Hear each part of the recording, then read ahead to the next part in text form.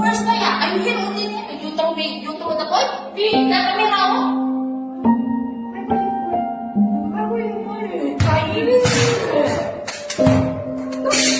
Don't touch me. Don't touch me. Don't touch me. Don't touch me. Sino? Diba? Dinance ko daw siya ba? Pick up the pay. I have video. Send ko pa lang. Send. Kasi that's why you're trying. Sige. Patay mo sa'yo.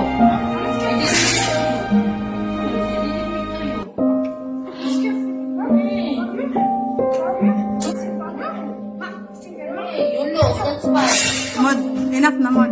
Only when you're playing. Why you like that, huh? I didn't want to say this. Huh? Why you get it? Huh? Because you just throw something? Mod, sino nga na, mod? Lose. Mod. Pinis, mod, ada only play. Only play hada.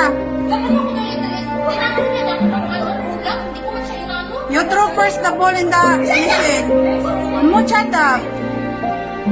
You throw the ball in machine.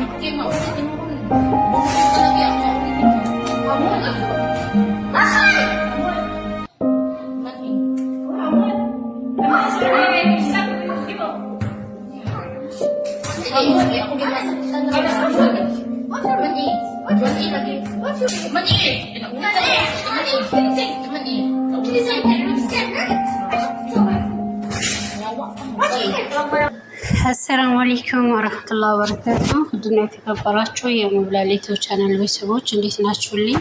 ከኔ ሁሉ ሰላም አልሐምዱሊላህ። ኢንሻአላህ ሁላችሁም በያላችሁበት ሰላምና ጤና እንድትሆንልኝ መልካም ምኞቴ ነው። ኢንሻአላህ ላይክ፣ ሼር፣ ሰብስክራይብ በማድረግ አበረታቱኝ ማለት ነው። እንግዲህ ሰሞኑን በተለይ ሁለት ቀን በቲክቶክ ወይም በሶሻል ሚዲያ እየተሰራጨ ያለ አንድ ነገር አለና አብዛኞቻችን አረብ ቤት የምንሰራ ልጆች ማለት ልክ አረቦችም በቃ ልክ እኛን ያመጡብን ኃላፊና ግዴታቸውን ይረሳሉ ማለት ነውና በአጠቃላይ ቤታቸው ስራ እንድንሰራ ሳይሆን በቃ ልክ እንደ ምን ልበላችኋል አይደለ ሁሉን ነገር ችለን እየተደበደብንም እየተወገርንም እየተራብንም እየተጠማንም በቃ ዝቅ ብለን እንድንሰራው እንድንኖር ነው የሚፈልጉት ማለት ነውና በተለይ አንዳንዶች ከነሱ ጀምሮ እስከ ልጆቻቸው ምንም አልሃን የማይፈሩ አሉ። በአጠቃላይ የሆነ በቃ ልክ በገንዘብ ገዝተው ያመጡን እቃ አለ አይደለ? በገንዘብ የተገዛ እቃ ማንም ሰው እንደፈለገ ማድረግ ማንም ሰው እንደፈለገ መሆን የሚችለው እቃ ነው የምንመስላቸው በአጠቃላይ ማለት ነውና ሱብሃንአላህ እኔ ይሄንን ቪዲዮ ሳይ በርግጥ አዲስ ነገር አይደለም።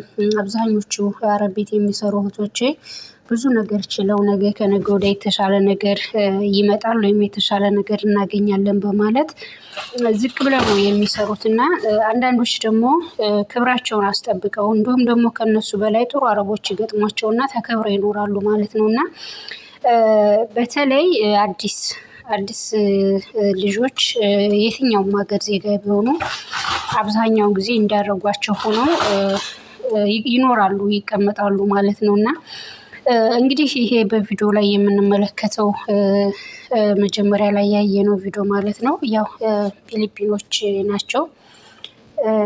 በዚህ መልኩ እንግዲህ ከአንዱ ሁለት ሶስት ናቸው ያሉት ማለት ነው። አንዳንዴ ግን እንደዚህ አይነት ነገሮች ሲፈጠሩ በአፍ ወይም በቃላት ከመናገር ይልቅ እንደዚህ በይበልጥ በመረጃ ማስቀመጡ የተሻለ ነው ማለት ነው። ምክንያቱም ታውቃላችሁ አረቦች የራሳቸውን ጥፋት ወይም የልጆቻቸውን ጥፋት ለመደበቅ በቃ አልሆነም ብለው የመካዲ ባህሪ ያመጣሉና እንደዚህ አይነት መረጃ ስትይዙ ለመከራከር ራሱ በተለይ ህጋዊ ከሆናችሁ ማንም ሰው ከህግ አያመልጥም። ምንም እንኳን አረብ ሀገር ብትኖሩም እናንተ ችግር ካለባችሁ ጥፋት ካለባችሁ ነው እንጂ ያለምንም ችግርና ያለምንም ጥፋት መሰቃየት ወይም ደግሞ እንደዚህ መደብደብም ክብራችንን መጣስ የለበትምና መረጃ መያዛቸው ጥሩ ነው ማለት ነው።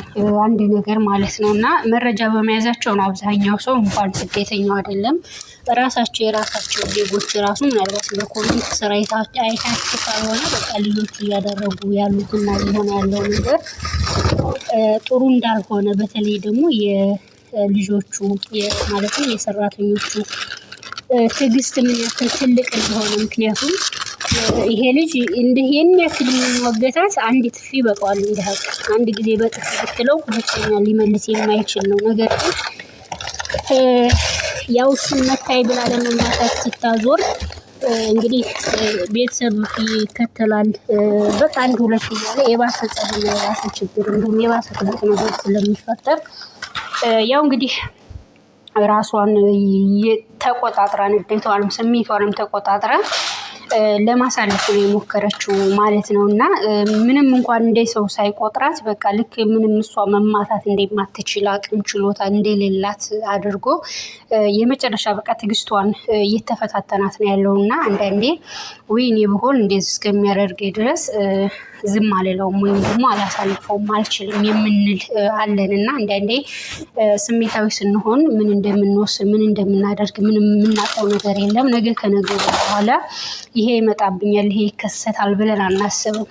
በቃ ማለት እንዴት እንደዚህ ይሄን ያክል ይዳፈሩኛል እንዴት እንደዚህ ይመቱኛል በሚል ብዙ እህቶችም አሉ አረብ ቤት በንዴት የተነሳ ያረቡ ልጆችን በመደብደብ ከዛም አልፎ በቃ ያልሆነ ነገር ውስጥ በመግባት የወጡበትን ዓላማና ዕቅድ ቀርቶ ለእስር የተዳረጉ ያለ ጊዜያቸው ወይም ያለ ፕሮግራማቸው ወደ ሀገር የተሰደዱ ደሞዝ ሁሉ የተቀሙ አሉና ይሄ ከመሆኑ በፊት ያው እንግዲህ ራስንም በማይጎዳ መልኩ ያ ማለት ራሳችሁንም ገና ለገና ለስራ ነው የወጣ ነው ብለን ራሳችንን መበደል አለብን ወይም ደግሞ የባሰና የከፋ ችግር እስከሚደርስብን ድረስ መቻል አለብን ማለት አይደለም። ራሳችን ላይ ችግርና ጉዳት እንዳይደርስ በመጠንቀቅ እንደዚህ መረጃዎችን በመያዝ እና በማስቀመጥ በቃ እንዳልኳችሁ ህጋዊ ሆናችሁም አልሆናችሁም እንደዚህ ከልክ ያለፈ መሳፈጥና ከልክ ያለፈ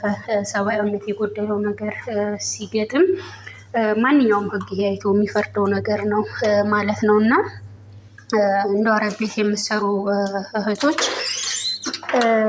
እንግዲህ አይታወቅም ችግራቸው ምን እንደሆነ ይሄንን በማየት ደሞዝም የሚከለክሉ ብዙ አሉ።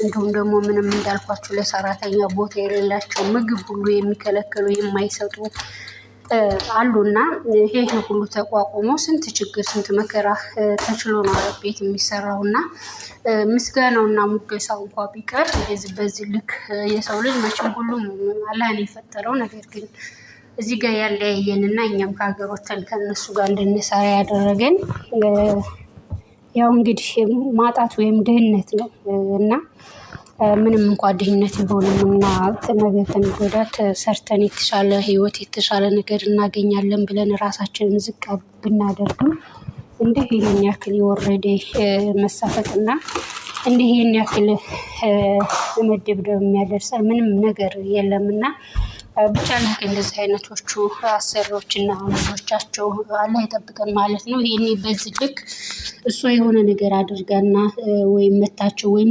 ጩኻባቸው ቢሆን እንኳን ይሄኔ ብዙ ነገር ያደርጉ ነበረ ማለት ነው። ነገር ግን ያው እንግዲህ ጥፋተኛ የራሳቸው ልጅ ስለሆነ ምንም የሚሉት ምንም የሚያደርጉት ነገር የለም ማለት ነውና ራሳችሁን ጠብቁ። አላህ ከእንደዚህ አይነቱ አሰሪዎች ይጠብቀን ማለት ነው።